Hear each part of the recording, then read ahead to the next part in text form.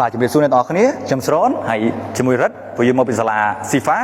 បាទអញ្ចឹងថ្ងៃនេះដែរពួកខ្ញុំនឹងបញ្យល់អំពីរបៀបការដកដង្ហើមដែលត្រឹមត្រូវដែលភាគច្រើនគឺបងប្អូនយើងតែងតែមានសំណួរណាហើយពេលនេះដែរគឺដើម្បីឲ្យលោកគ្រូអ្នកគ្រូបានទទួលព័ត៌មានកាន់តែច្បាស់ក្នុងការបង្ហាត់បង្ហាញទៅកូនសិស្សរបស់អ្នកនរគ្នាបាទអូខេអញ្ចឹងថ្ងៃនេះខ្ញុំលើកយកឧទាហរណ៍មួយគឺ squat អញ្ចឹងតើធ្វើ squat តើដកដង្ហើមបែបម៉េចឲ្យបានត្រឹមត្រូវណាអូខេអញ្ចឹងរិទ្ធរៀបចំធ្វើ squat អូខេអញ្ចឹងជាទូទៅនៅពេលដែលសាច់ដុំលាវែងនៅពេលដែលសុំលាវែង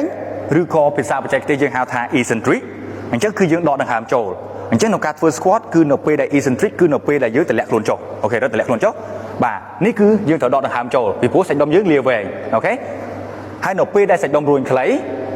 again gravity គឺយើងដកដង្ហើមចេញអូខេពេលឡើងលើដកដង្ហើមចេញ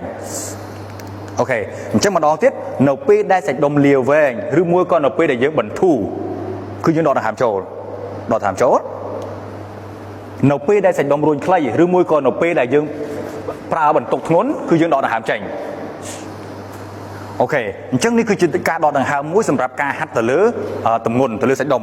ក៏ប៉ុន្តែសួរថាប្រសិនបើសិនជាលើកទៅលើធ្ងន់តើការដកដង្ហើមបែបនេះគឺយើងអាចអនុវត្តចាស់ស្ដែងបានដែរឬក៏អត់បាទប្រកាសជាមិនអាចចាស់ស្ដែងទេ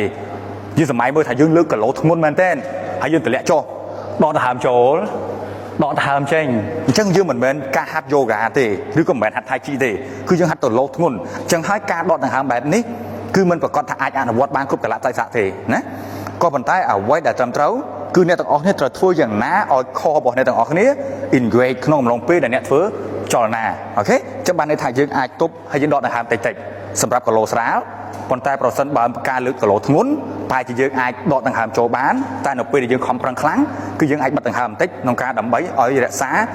ខ្នងឆ្អឹងខ្នងរបស់យើងមានលំនឹងអូខេអញ្ចឹងនេះគឺជាការដកដង្ហើមមួយដែលត្រឹមត្រូវសម្រាប់ការហ្វឹកហាត់អូខេអរគុណច្រើនសូមជម្រាបលា